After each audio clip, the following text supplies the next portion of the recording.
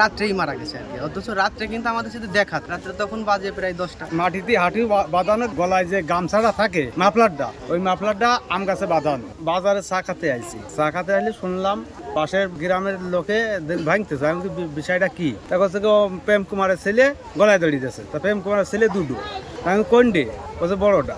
তখন আসলাম, আইসে দেখলাম আম গাছে ঝুলনো রয়েছে। মাটিতে হাঁটু বাঁধানো, গলায় যে গামছাটা থাকে মাফলারটা, ওই মাফলারটা আম গাছে বাঁধানো।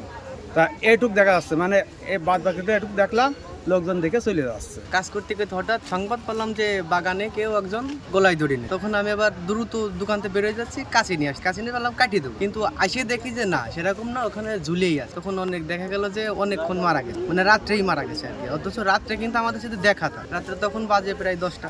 ওই সময় দেখে সাথে আর কি মারো, আমরা চলে গেছি, বাড়ি চলে আসি। তখন রাত্রেতে শুনতেছি যে সে নিখোঁজ, পাওয়া যাচ্ছে না। সকালবেলা সংবাদ পেলাম এরকম। তারপর আসে দেখলাম যে এরকম অবস্থা, লোকজন আসলো, পরে পুলিশ প্রশাসন আসলো, আসার পরে দেখার মাধ্যমে আবার ওসি সাহেব আসলো।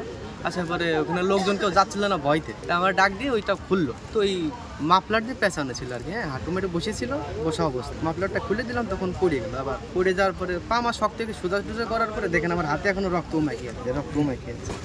এই যখন এই কান দিয়ে, ডান সাইডের কান দিয়ে দেখলাম রক্ত জমাট বাইতে আছে, তখন বললাম যে স্যার এখানে রক্ত আছে, ওরকম হতে পারে। পরে যখন মাথাটা ঘোরালাম, তখন দেখলাম রক্ত পুড়ে যাচ্ছে। এই পর্যন্ত।